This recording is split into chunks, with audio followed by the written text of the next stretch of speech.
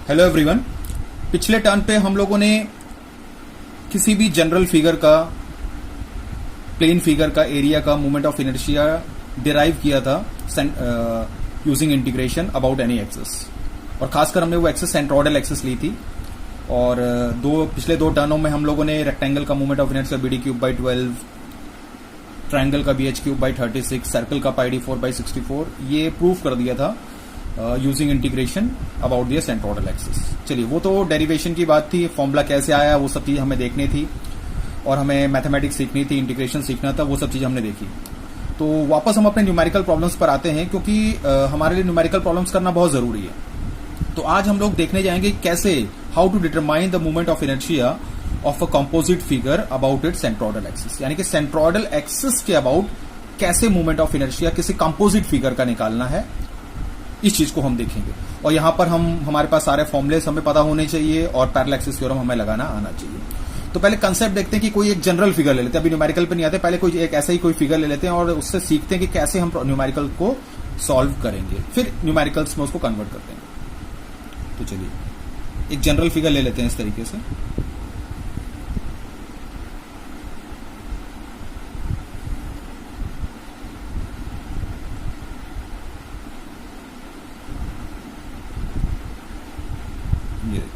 ये composite figure हो गया। अब इसका मोमेंट ऑफ इनर्शिया हमें इसकी सेंट्रोइडल एक्सिस के अबाउट निकालना है। तो अब इसमें हमें पता है, सबसे पहले हम डिस्ट्रीब्यूशन कर देंगे। तो हमने डिस्ट्रीब्यूट कर दिया ताकि ये नॉन फिगर्स में आ जाए।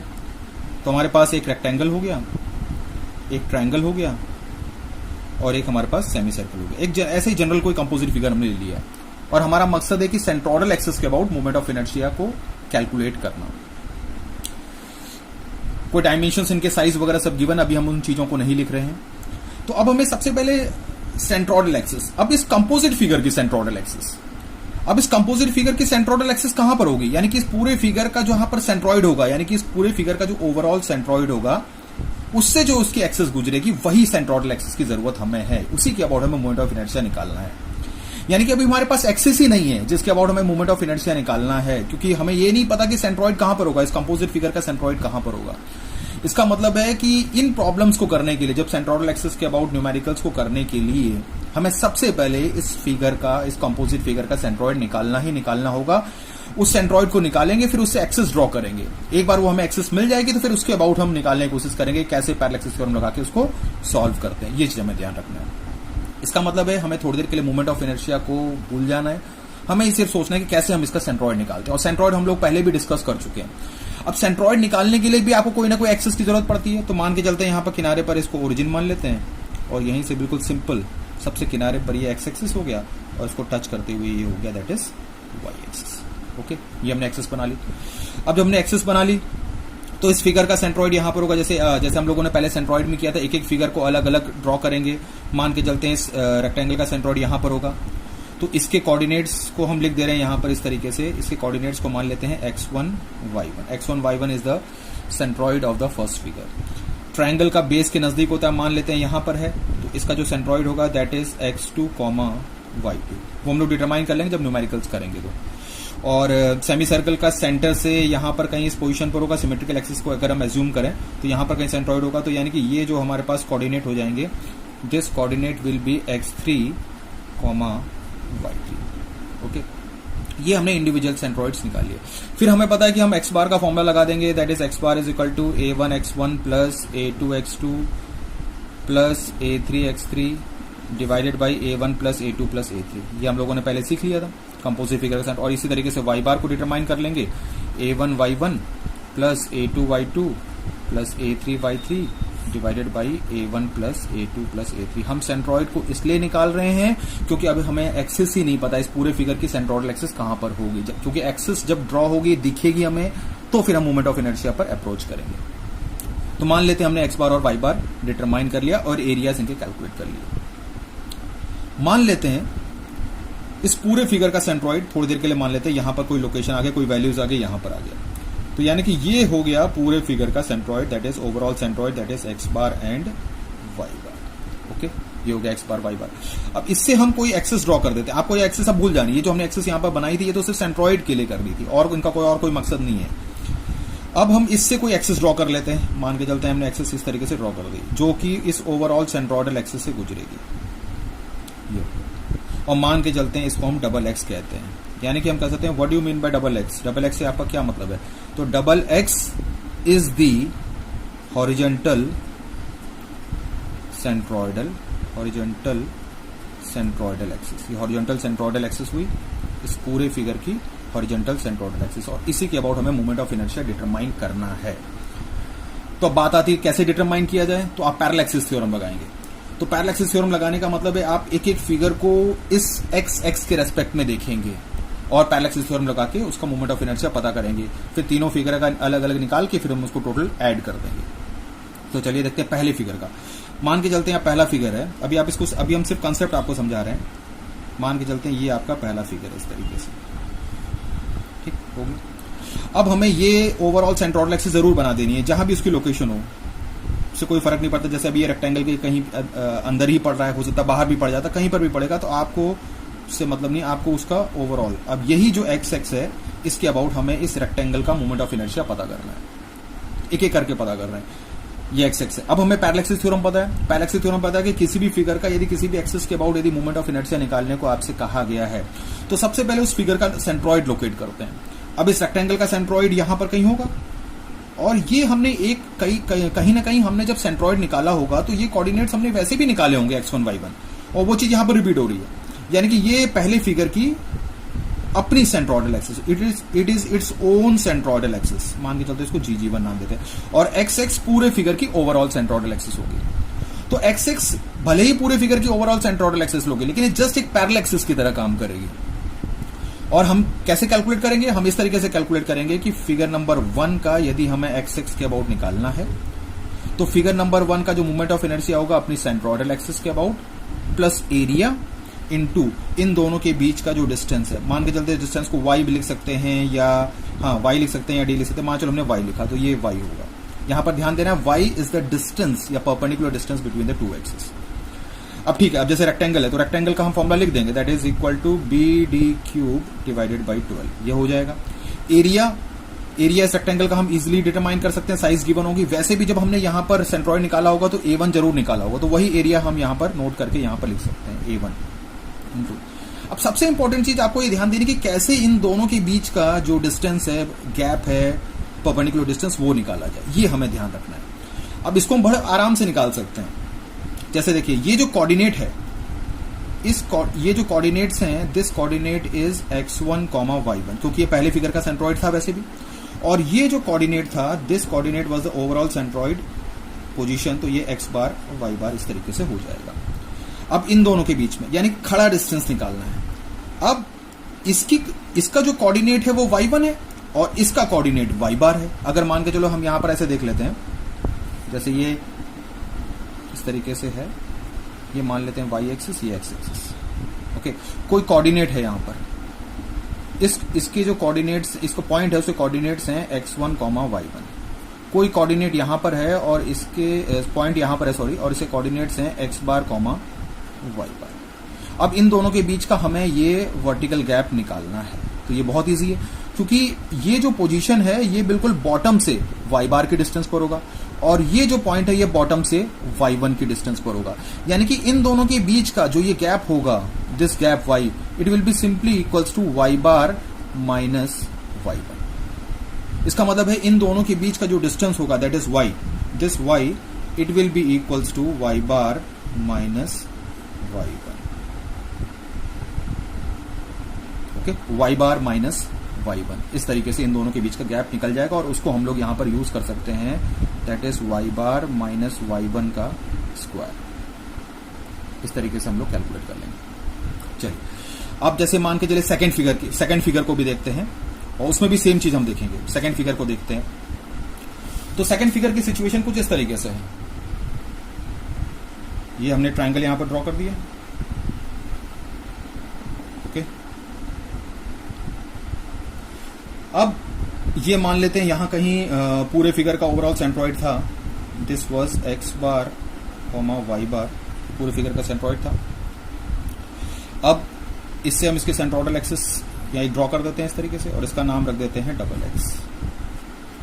अब इस डबल एक्स के अबाउट हमें निकालना है, तो सबसे पैरेलल थ्योरम कहेगा पहले इस ट्राइंगल का सेंट्रॉइड यहां पर कहीं होगा और उस ट्राइंगल से उसके सेंट्रोइडल एक्सिस ड्रॉ कर देते हैं और इसका नाम दे देते हैं जी जी। ये सेंट्रॉइड कहीं ना कहीं हमने पहले भी निकाल रखा होगा सेकंड फिगर के नाम पर x2, y2, जब हमने फिगर का ओवरऑल सेंट्रॉइड निकालने के लिए इन कोऑर्डिनेट्स को तो लिखा ही होगा हमने। अब फिर वही बात आती है, फॉर्मूला लिखना है। जैसे फिगर नंबर 2 का यदि हम डबल इस ओवरऑल सेंट्रोइडल एक्सिस के अबाउट निकालना चाहते हैं तो पैरेलल थ्योरम कहेगा फिगर नंबर 2 का अपनी centroidal axis plus area into distance का square, the distance between the two axis y।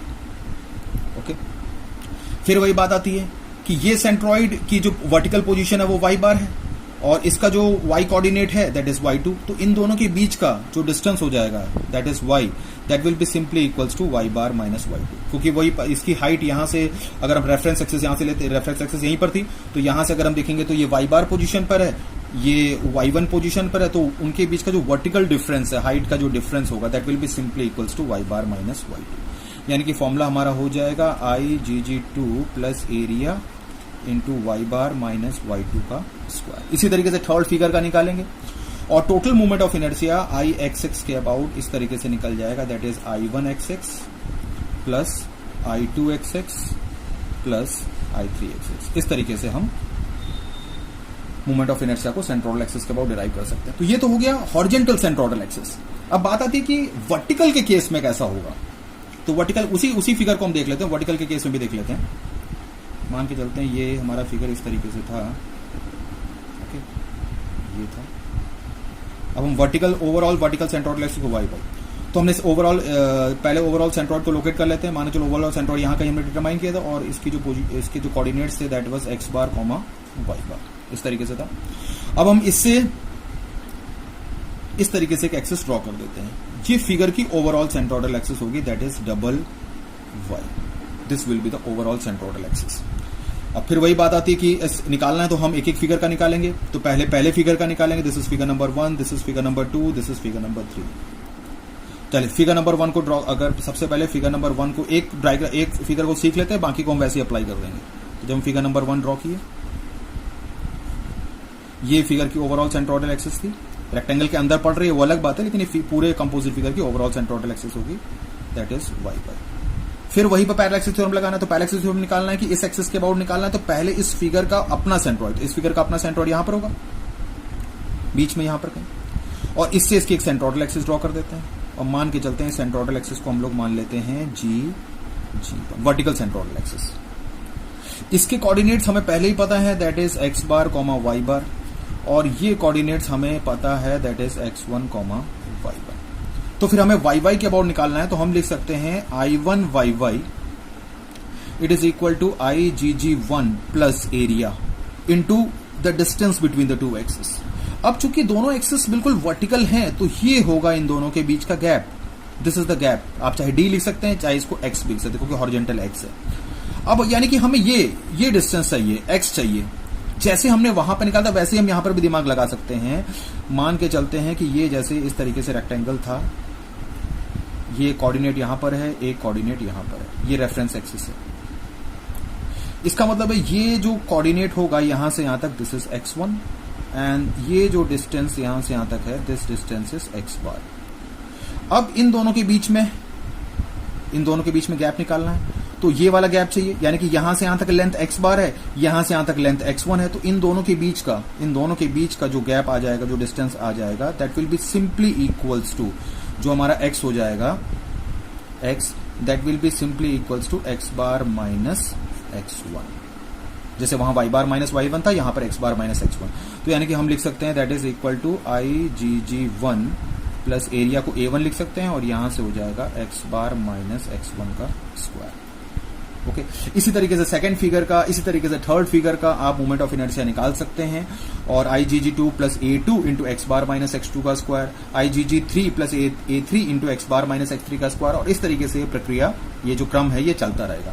और फिर ओवरऑल मोमेंट ऑफ इनर्शिया निकालने के लिए आप तीनों को ऐड कर देंगे, I1 plus I2 plus I3। चूंकि यहां पर तीनों फिगर्स आपस में ऐड हैं, जुड़े हुए हैं, इसलिए हमने प्लस लगाया। कोई फिगर कटा होता तो उसको हम अलग से निकाल के फिर यहां पर टोटल में माइनस कर देते। तो ये तरीका है कि how to find the moment of inertia of a composite figure about it centroidal axis. इसको न्यूमेरिकल में हम अप्लाई करते हैं। चलिए एक न्यूमेरिकल प्रॉब्लम को देखते हैं। तो हमारे पास एक टी सेक्शन है और इसका मोमेंट ऑफ इनर्शिया हमें निकालना है उसकी सेंट्रोइडल एक्सिस के अबाउट। टी सेक्शन एक बहुत ही फेमस सेक्शन है, चूंकि आगे आने वाले स्ट्रेंथ ऑफ मटेरियल्स के कुछ टॉपिक्स हैं, उसमें बेंडिंग स्ट्रेसेस भी निकालना होता है, तो वहां पर भी बीम के सेक्शंस होते हैं, क्रॉस सेक्शंस हैं, उसमें से एक सेक्शन टी शेप का भी होता है।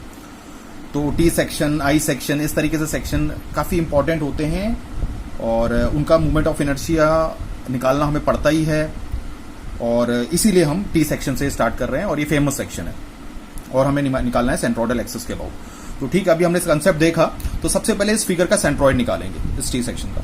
और सेंट्रोइड निकालने के लिए हमें पता है एक्सिस की जरूरत पड़ती है, तो हम बिल्कुल किनारे पर यहां पर एक एक्सिस इस तरीके से डिफाइन कर देंगे।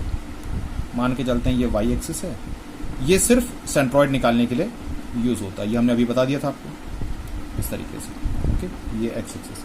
फिर इसको हम दो फिगर में इस तरीके से डिस्ट्रीब्यूट कर देते हैं। Let this be figure number 1 and let this be figure number 2, और इस टी सेक्शन के साइज हमें गिवन है मिलीमीटर में। अब जब हमने पहले सेंट्रोइड की कुछ लेक्चर्स आपके लिए थे, वीडियोस बनाए थे, तो उसमें हमने टी सेक्शन के बारे में थोड़ा स्पेशल इन्फॉर्मेशन दी थी। टी सेक्शन का जो एक्स कोऑर्डिनेट है वो इजीली पहले ही डिटरमाइन हो सकते हैं। जैसे अगर हमने यहां पर अलग से टी सेक्शन, फिर से टी सेक्शन यहां पर ड्रॉ कर लिया, तो अगर किसी फिगर की सिमेट्रिकल एक्सिस बन सकती है तो उसको जरूर बनाएं, क्योंकि सिमेट्रिकल एक्सिस बहुत योगदान देती है किसी फिगर के सेंट्रोइड को डिटरमाइन करने में। तो ये हो गया इसका सिमेट्रिकल एक्सिस। अब ये जो पूरा कंपोजिट फिगर है that is T section, it is symmetrical about this axis, ये इस एक्सिस के अबाउट सिमेट्रिकल है। और यदि किसी फिगर की सिमेट्रिकल एक्सिस होती है तो उस पूरे फिगर का सेंट्रोइड उसी में पड़ेगा। तो इसका मतलब है इस पूरे टी सेक्शन का सेंट्रोइड इसी सिमेट्रिकल एक्सिस पर कहीं ना कहीं पड़ेगा। मान के चलते हैं ये पोजीशन हो गई ओवरऑल सेंट्रोइड की। चलिए, टी सेक्शन के लिए तो ये सिमेट्रिकल एक्सिस है, लेकिन अगर हम इंडिविजुअल फिगर्स देखें, दैट इज फिगर नंबर 1 और फिगर नंबर 2, इनके लिए भी ये सिमेट्रिकल एक्सिस है। तो इसका मतलब है इनका अपना सेंट्रोइड भी इसी सिमेट्रिकल एक्सिस पर पड़ेगा। इसका मतलब है सेकंड फिगर का सेंट्रोइड, मतलब इस सेकंड फिगर का अपना सेंट्रोइड और इस फर्स्ट फिगर का अपना सेंट्रोइड, वो भी सिमेट्रिकल एक्सिस पर पड़ेगा। तो इससे फायदा ये होगा कि अगर जैसे हमने किनारे पर अभी एक्सिस ले रखी है, दैट इज वाई एक्सिस, और यहां पर हमने एक्स एक्सिस ले रखी है जिससे हम मेजरमेंट करेंगे कोऑर्डिनेट्स का। तो इसका मतलब है कि ये जो यहां से यहां तक डिस्टेंस है, this will be the x1, ये होगा हमारा x बार, मान लेते हैं सेंट्रोइड यहां पर पड़ेगा, और ये हो जाएगा दैट इज x2। ये तीनों के तीनों सेम हो जाएंगे, यानी कि हम कह सकते हैं कि x1 will be equals to x2 will be equals to x bar. ये टी सेक्शन का फ्लैंज पोर्शन है जो y एक्सिस से चिपका हुआ है, इसकी पूरी मेजरमेंट हमारे पास क्वेश्चन में है, दैट इज 100। तो इसका मतलब हम बहुत इसकी सिमेट्री की वजह से ये 100, यानी कि जो ये पॉइंट की इस पॉइंट, इन पॉइंट्स की जो पोजीशन होगी वो एग्जैक्टली y एक्सिस से 100/2 दैट इज इक्वल टू 50 होगी। यानी कि x कोऑर्डिनेट्स के लिए आपको परेशान नहीं होना है, x कोऑर्डिनेट्स आप इजीली इस तरीके से कर सकते हैं और आपका टाइम काफी बच जाएगा। ओके, चलिए, तो अब इसका मतलब हमें जो करना है वो देखना है, वो y कोऑर्डिनेट्स को देखना है। तो y कोऑर्डिनेट्स के लिए हम सभी हम सेंट्रोइड निकाल रहे हैं। तो सेंट्रोइड के लिए हम जैसे मान के चलो पहले फिगर नंबर 1 ले लेते हैं। तो फिगर नंबर 1 की सिचुएशन कुछ इस तरीके से है। ओके, ये है फिगर नंबर 1 और यहां पर कहीं y एक्सिस ड्रॉ कर लेते हैं।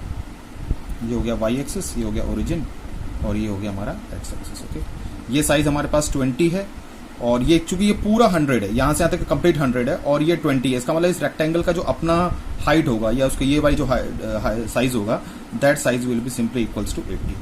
और रेक्टेंगल का सेंट्रोइड यहाँ बीचों बीच में पड़ता है। इसका मतलब है ये कोऑर्डिनेट यहां से यहां तक होगा, दैट इज y1।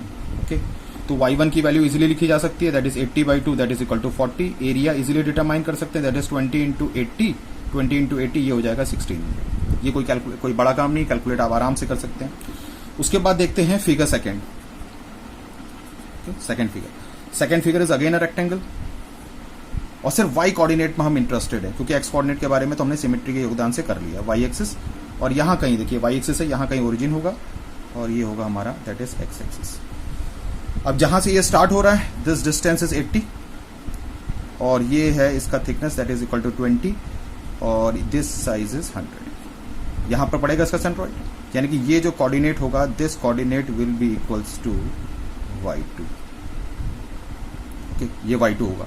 अब y2 को हम इजीली लिख सकते हैं, y2 can be written as 80 cover करना पड़ेगा प्लस 20 का हाफ, यानी कि 80 plus 20/2 and that will be simply equals to 90। अब एरिया भी डिफाइन कर लेते हैं। Area will be equal to 100 into 2 that is equal to 2000। इस तरीके से हो गया। अब हमारे पास है कि बचा हुआ है y bar. Y bar will be simply equals to, क्योंकि दो ही फिगर हैं टी सेक्शन में, दो रेक्टेंगल्स है, तो a1y1 प्लस a2y2 और divided by a1 plus a2। कोई माइनस का यहाँ पर कोई आने का कोई मतलब नहीं है। और इसको अगर हम कैलकुलेटर पर सारे डाटा फीड करेंगे तो वाई बार की वैल्यू हमें नियर अबाउट आ जाएगी 67.77 मिलीमीटर। ओके, तो इस तरीके से सेंट्रॉइड हमने निकाल लिया। ये टी सेक्शन का सेंट्रॉइड या किसी भी का सेंट्रॉइड निकालना हमने पहले भी सीख रखा है, कोई बड़ा काम नहीं है, हम इजीली हम इन चीजों को डिटरमाइन कर सकते हैं। ओके, चलिए अब आते हैं मूवमेंट ऑफ इनर्शिया पर, क्योंकि मेन मकसद है कि हमारा मूवमेंट ऑफ इनर्शिया को डिटरमाइन करना। ओके, चलिए तो फिर से टी सेक्शन ड्रॉ कर दे रहे हैं यहां पर।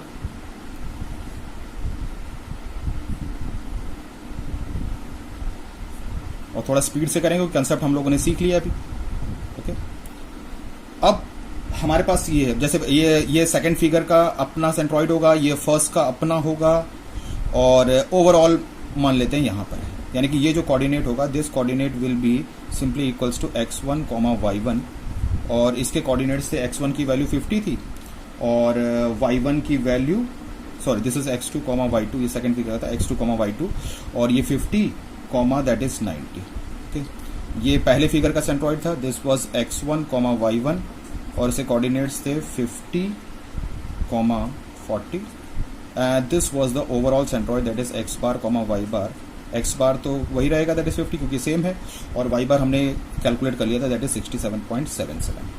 ओके, अब हमें इस सेंट्रॉइड, क्योंकि हमें सेंट्रॉइडल एक्सिस के अबाउट निकालना है मूवमेंट ऑफ इनर्शिया, तो यानी कि ये हमारी एक्सिस है, टारगेट यही है, इसी के अबाउट हमें निकालना है। इसको हम लोग डबल एक्स मान लेते हैं, और थ्योरी में अभी हमने आपको बता ही दिया था, तो ठीक है, बार बार आपको अलग अलग ड्रॉ करने की जरूरत नहीं, आप सीधे सीधे सही से ड्रॉ कर सकते हैं। मान के चलते हैं इस एक्सिस को नाम दे देते हैं G2, ये पहले फिगर की अपनी सेंट्रॉइडल एक्सिस होगी, इसको मान लेते हैं G1। तो हमारा टारगेट है कि हम मूवमेंट ऑफ इनर्शिया पता कर रहे हैं, हमारा टारगेट है कि हम मूवमेंट ऑफ इनर्शिया पता कर रहे हैं उसकी डबल एक्स, मतलब हॉरिजॉन्टल सेंट्रॉइडल एक्सिस के about, that is double x के अबाउट। ओके, डबल एक्स के अबाउट हम पता कर रहे हैं। तो हम इस तरीके से कर सकते हैं कि फिगर नंबर 1 का यदि हम डबल एक्स के अबाउट निकालना चाहते हैं तो वही होगा, that is IgG1 plus A1, area का A1 हो जाएगा, और हमें पता है जो डिस्टेंस हमने अभी बता दिया था आपको थोड़ी देर पहले, that is y bar minus y1 का स्क्वायर। अब पहला फिगर है, पहला फिगर कुछ इस तरीके से रेक्टेंगल है, और ये इसकी अपनी सेंट्रॉइडल एक्सिस है, दैट इज G1, ये इसका B है और ये इसका D। ओके, B हमारे पास है, दैट इज 20, B की वैल्यू 20 है, और D की वैल्यू हमारे पास थी, दैट इज इक्वल टू 80। तो यानी कि रेक्टेंगल का जब हॉरिजॉन्टल वाला केस होता है, हॉरिजॉन्टल सेंट्रॉइडल एक्सिस वाला केस होता है, तो फॉर्मूला होता है that is BD³ divided by 12। A1 हम लोगों ने अभी निकाल लिया था, दैट वाज 1600, और y बार हमारे पास है 67.77, और y1 है हमारे पास 40 का होल स्क्वायर। इस तरीके से हो जाएगा। B की वैल्यू पुट कर लेंगे और D की वैल्यू पुट कर देंगे तो हमारा I1XX कैलकुलेट हो जाएगा।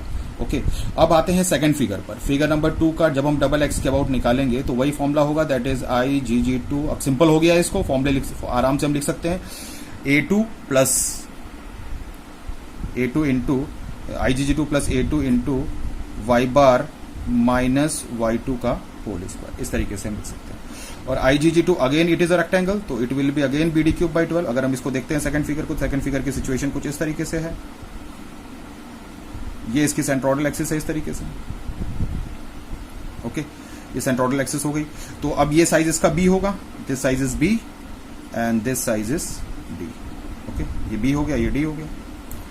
अब ये जो B है, दिस B ये हमारे पास था, that was equal to 100, this B was equal to 100 and this D was equal to 20। इस तरीके से हो जाएगा। अब BD³ बाई 12 प्लस A2 जो एरिया था दैट वाज इक्वल टू 2000, और y बार हमारे पास है 67.77, और y2 हमारे पास था दैट वाज इक्वल टू 90 का होल स्क्वायर। फिर BD³ बाई 12 में B की वैल्यू 100, D की वैल्यू 20 पुट कर सकते हैं, और I2XX इजीली डिटरमाइन कर सकते हैं। तो बहुत इजी हो रहा है कैलकुलेशंस, आप वैल्यू आराम से डाल सकते हैं और डिटरमाइन कर सकते हैं। इसका मतलब है total IXX it will be simply equals to I1XX plus I2XX। इस तरीके से इजीली डिटरमाइन आप कर सकते हैं। ओके, तो I1XX प्लस I2XX, तो अब इनको हम दोनों, अगर हम I1 एक्सेस और I2 एक्सेस को ऐड कर देंगे तो लगभग ये रिजल्ट हमने कैलकुलेटर से डिटरमाइन कर लिया है, and that will be near about equals to 3.14 into 10 to the power 6 millimetre 4। इस तरीके से आप इजीली डिटरमाइन कर सकते हैं टी सेक्शन का मोमेंट ऑफ इनर्शिया उसकी हॉरिजॉन्टल सेंट्रोइडल एक्सिस के अबाउट। लेकिन जब हमने क्वेश्चन लिखा था तो उसमें अबाउट सेंट्रोइडल एक्सिस लिखा था सिर्फ। इसका मतलब है कि इसमें ये तो नहीं लिखा था कि हॉरिजॉन्टल के अबाउट निकालना है या वर्टिकल के अबाउट निकालना है, ऐसा तो कुछ लिखा नहीं था। तो इसका मतलब है कि हमें दोनों में से किसी न किसी एक्सिस के दोनों एक्सिस के अबाउट हमें निकालना पड़ेगा, एक्सेस के अबाउट भी और वाई वाई के अबाउट भी। चलिए अब हम लोग देखते हैं कि वाई वाई के अबाउट हम कैसे इस चीज को डिटरमाइन कर सकते हैं। So let us take I y y, y y के अबाउट। तो फिर से मैं टी सेक्शन यहां पर ड्रॉ कर दे रहा हूं आपके सामने। फिर से हम टी सेक्शन इस तरीके से ड्रॉ कर दे रहे हैं आपके सामने।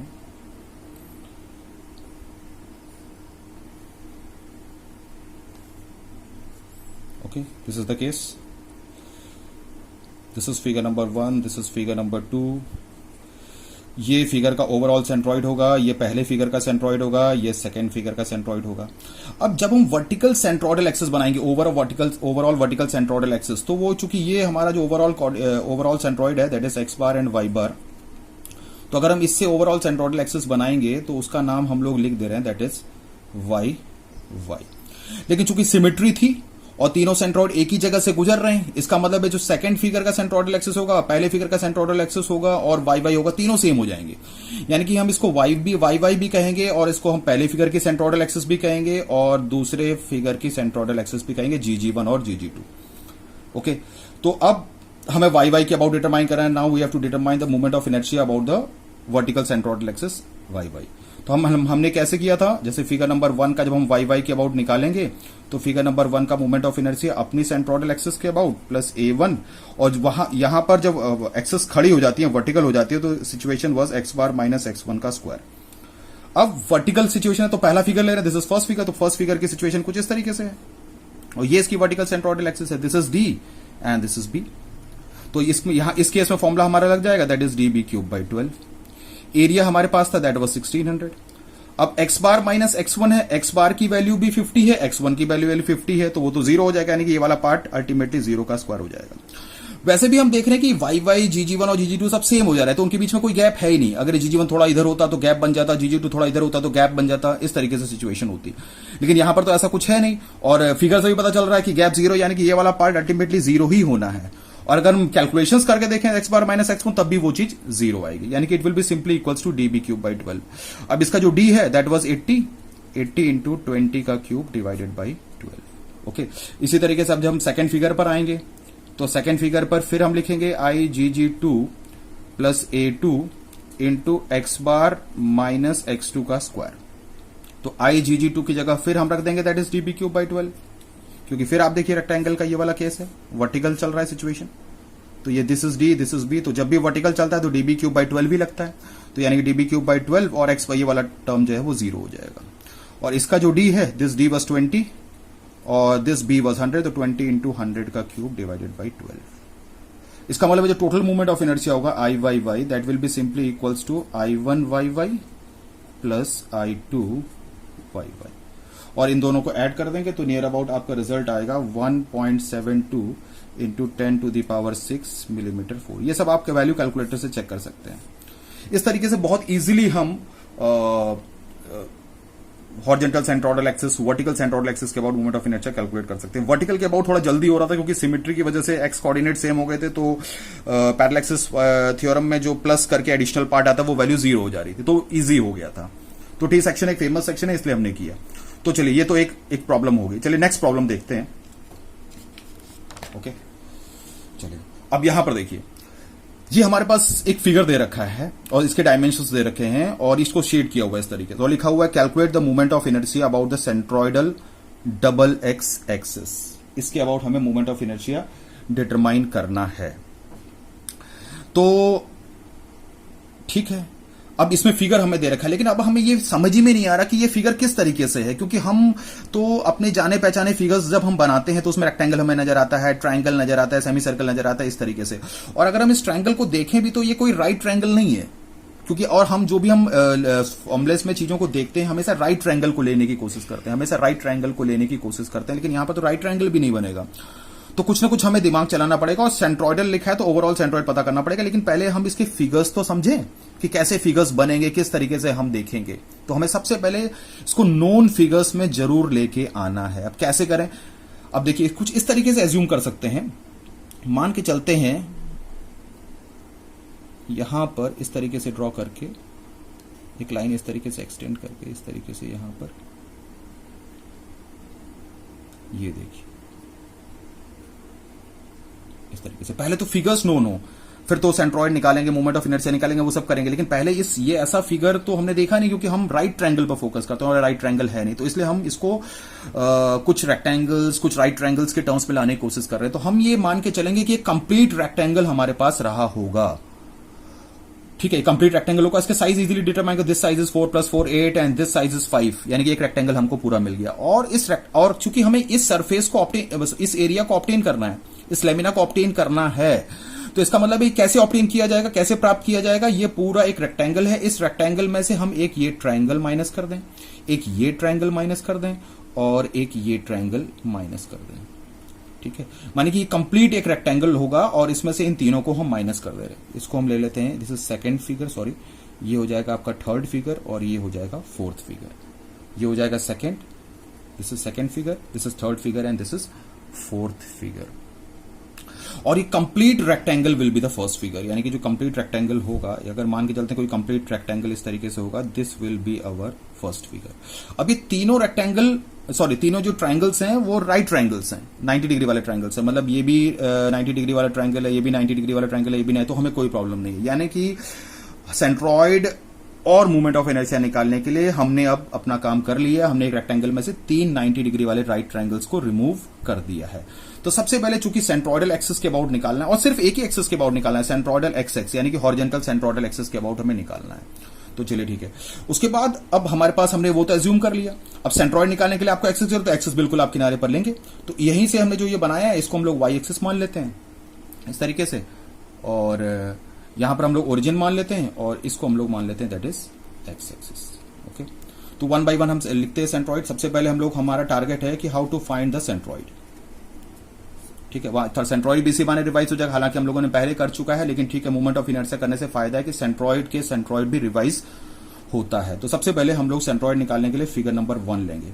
तो फिगर नंबर 1 हमने ड्रॉ कर लिया, दैट इज रेक्टेंगल। ओके, इसको साइड में टच करते हुए वाई एक्सिस निकल रही है और यहां पर इसके बॉटम में ओरिजिन है, यहां पर ये एक्स एक्सिस है। दिस साइज इज 8 सेंटीमीटर, वो दिख रहा है आपको 8 centimetre, and this size is 5 centimetre. Rectangle का जो सेंट्रोइड होगा वो बीचों बीच में होगा यहां पर। इसका मतलब ये कोऑर्डिनेट यहां से यहां तक x1 होगा, ये कोऑर्डिनेट यहां से यहां तक y1 होगा। अब x1 निकालना चाहते हैं तो बहुत इजी है, x1 will be simply equals to 8 by 2 that is equal to 4, और y1 will be equals to 5 by 2 that is equal to 2.5, और एरिया आप निकालना चाहेंगे तो एरिया हो जाएगा that is 8 into 5 that is simply equals to 40। This is figure number 1। चलिए, अब बारी आती है फिगर नंबर 2 की। अब figure number 2, figure number 3, figure number 4 को हमें बहुत ध्यान से समझना है। तो अब फिगर नंबर 2 को देखते हैं, second figure. Let us draw, यहां पर बना देते हैं फिगर 2। फिगर 2 की सिचुएशन ध्यान से देखिएगा, कुछ इस तरीके से है। ये हमने यहां पर इस तरीके से ड्रॉ कर दिया है। ओके, एक्सिस जरूर बनानी है जिसके रेस्पेक्ट में आप सेंटर, ये ओरिजिन, इसको बॉटम पर यहां पर टच करेगा और ये इस तरीके से हमारा एक्स एक्सिस हो गया और ये हो गया हमारा वाई एक्सिस। ओके, ये ट्रायंगल का बेस है दैट इज इक्वल टू 4। उल्टा ट्रायंगल है, कोई फर्क नहीं पड़ता, 90 डिग्री जरूर बना दीजिए सिंबल। और ये इसका हाइट हो जाएगा, this height is equal to, यहां से देखते हैं, this is equal to 5। Okay, ये हो गया। अब हमें पता है कि ट्रायंगल का सेंट्रोइड बेस के नजदीक पड़ता है, यानी कि यहां पर कहीं सेंट्रोइड पड़ेगा। पहले आप एक्सेस को भूल जाइए, पहले बेस देखिए, यहां पर बेस मिल रहा है जहां पर 90 डिग्री का सिंबल है। तो अगर ये यहां पर बेस है तो इसका मतलब है यहां से यहां तक जो ये डिस्टेंस बनेगी, this will be equals to h/3।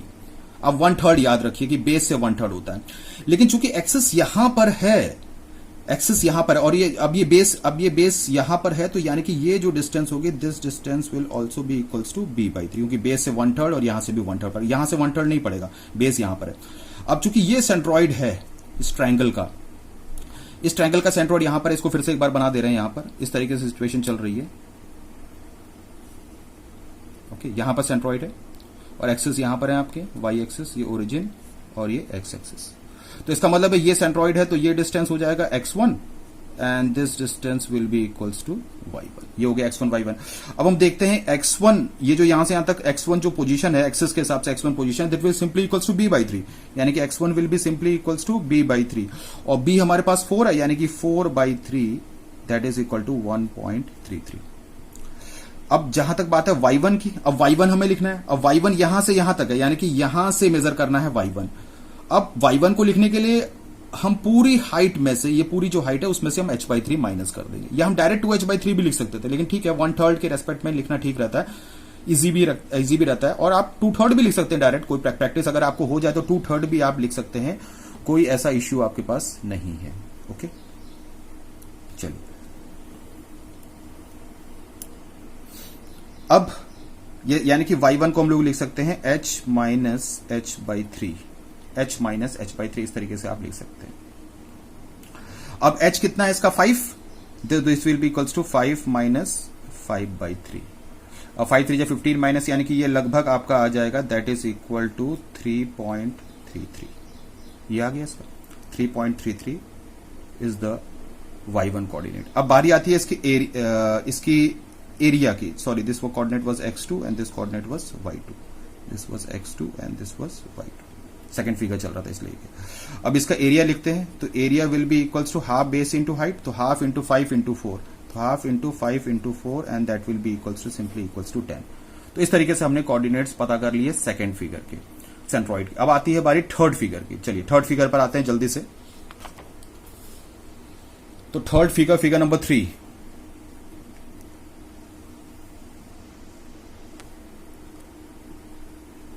Third figure, figure number 3 की सिचुएशन कुछ इस तरीके से है।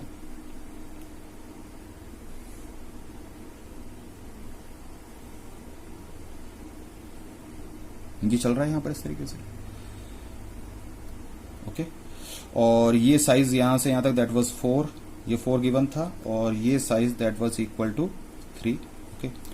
अब ये जो सिचुएशन थी इसकी कुछ ऐसा बन रहा था ये सिचुएशन, अगर आप मेन फिगर में देखेंगे तो कुछ इस तरह की सिचुएशन होगी, मतलब एक्सेस बिल्कुल एकदम हट रही है कहीं से, इस तरीके से ये हो गया, ये सिचुएशन है। अब आपको घबराने की जरूरत नहीं है, ट्रायंगल का सेंट्रोइड यहां पर पड़ेगा बेस के नजदीक, यानी कि ये जो डिस्टेंस होगी, this distance will be equals to h/3, और ये जो डिस्टेंस होगी यहां से यहां तक that will be equals to b/3। ये h/3 b/3 हो जाएगा। अब चूंकि ये सेंट्रोइड है तो एक्सेस के हिसाब से लिखेंगे तो ये x3 हो जाएगा, और ये डिस्टेंस हो जाएगा that is equal to y3, okay. अब x3 को लिखना है आपको। अब ये 4 है और ये एक्स्ट्रा डिस्टेंस भी हमारे पास 4 थी, क्योंकि वहां पर एक ट्रायंगल था 4, ओके। एंड दिस डिस्टेंस, ये जो यहां से हट के डिस्टेंस है, दैट डिस्टेंस इज 2। इसका मतलब है अब हमें x3 को लिखना है, तो x3 को लिखना है कि यहां से यहां तक पोजीशन लिखनी है, तो ये पूरा जा सकते हैं, पूरा हो गया 4 + 4 8, और 8 में से ये यहां से ये b/3 माइनस कर दे, क्योंकि यहां से 1/3 होगा, तो यानी कि this will be equals to 8 minus b/3, यानी कि 8 minus 4/3, that is equal to 8 3 24 में 20/3, that is equal to 6.67, near about इतना आ जाएगा। अब y3 लिखना है, तो y3 को लिखने के लिए भी वही काम कर सकते हैं। यहां से हमें पता है h/3, लेकिन y3 का मेजरमेंट यहां से यहां तक है, तो ये पूरा है 5, और 5 में से h/3 माइनस कर दें, यानी कि 5 minus h/3, and this will be equals to 5 minus, इसका h कितना है, h है 3, क्योंकि this is the height, this is the height and this is the base, क्योंकि हाइट को आपको पूरा 5 नहीं कहना, 3 कहना है, तो हाइट इज 3, तो h इज इक्वल टू 3, तो 5 minus 3/3 that is equal to 4, ठीक है। एरिया निकाल सकते हैं A3 का, that is equal to half into 4 into 3 and that is equal to 6। Centroid हम निकाल रहे हैं, ओके। चलिए अब बारी आती है फोर्थ फिगर की, फिगर नंबर 4, फिगर नंबर 4। तो फिगर नंबर 4 की सिचुएशन अगर हम ड्रॉ करते हैं, तो फिगर नंबर 4 की सिचुएशन कुछ इस तरीके से है, ये हो गया, ये इसका बेस है that is b, and this is equal to total 8, and this height h is equal to 2। और बहुत अच्छी बात है कि एक्सेस इससे बिल्कुल लगी हुई चल रही है, ये y एक्सेस हो गया और ये हमारा x एक्सेस हो गया, और इसका सेंट्रोइड यहां पर कहीं इस जगह पर पड़ेगा। तो इसका मतलब यहां से यहां तक जो कोऑर्डिनेट हो जाएगा, this coordinate will be equals to x4 and this coordinate will be equals to y4। अब फिर से वही बात आ जाती है, ये ट्रायंगल है, अगर हम यहां से देखें तो ये जो डिस्टेंस हो जाएगी, this distance will be equals to b/3, और जो यहां से यहां तक डिस्टेंस होगा, that distance will be equals to h/3। अब यहां से b/3 है, अब इसका पूरा b 8 है, यानी कि x4 को यदि हमें लिखना है तो x4 can be written as पूरा ये b में से ये इतना माइनस कर दो, और इतना जो है वो हमारे पास b/3 है, यानी कि this will be equal to simply b minus b/3, और b की वैल्यू 8 है, तो यानी कि 8 माइनस 8/3 है, 24 minus 8 16/3, that is equal to 5.33। इसी तरीके से y4, अब y4 को लिखना है तो y4 तो डायरेक्ट h/3 के बराबर हो जाएगा, तो y4 will be equals to h/3, h is 2, that is 2/3, that is equal to 0.67। अब एरिया की बात आती है A4, एरिया हो जाएगा हाफ इंटू 8 इंटू 2, तो ये हो जाएगा simply equals to that is 8। Okay, तो इस तरीके से हमने इंडिविजुअल फिगर्स के तो x बार की वैल्यू हो जाएगी, x bar will be equals to a1x1 minus a2x2 minus a3x3 minus a4x4 और divided by a1 minus a2 minus a3 और माइनस a4, क्योंकि वो सारे फिगर्स रिमूव्ड हैं, तीनों राइट ट्रायंगल्स, इसलिए हमने ये फॉर्मूला लगाया। अगर हम कैलकुलेटर पर सारे डाटा फीड करेंगे तो this result will be equals to 4 centimetre, यानी एक्स बार की वैल्यू 4 सेंटीमीटर आ जाएगी। ओके, उसके बाद यदि हम वाई बार की वैल्यू निकालेंगे तो वाई बार की वैल्यू हो जाएगी, that will be equals to a1y1 minus a2y2 minus a3y3 minus a4y4 divided by a1 minus a2 minus a3 and minus a4, और इन सबको हम कैलकुलेटर पर डाटा फीड करेंगे तो रिजल्ट विल बी 2.33 सेंटीमीटर। अब हमने x बार और y बार निकाल लिया, और हमसे कहा गया कि ओवरऑल सेंट्रोइडल एक्स एक्स के अबाउट, यानी कि हॉरिजॉन्टल सेंट्रोइडल एक्सिस के अबाउट हमें मूवमेंट ऑफ इनर्शिया निकालना है। तो हमारा टारगेट है डबल एक्स। तो हम फिगर को फिर से देख सकते हैं इस तरीके से। ओवरऑल जो फिगर था हमारे पास, एक रेक्टेंगल में से हमने ये वाला ट्रायंगल, ये राइट ट्रायंगल और ये राइट ट्रायंगल रिमूव किया था, और आपको ये शेडेड फिगर इस तरीके से मिला था।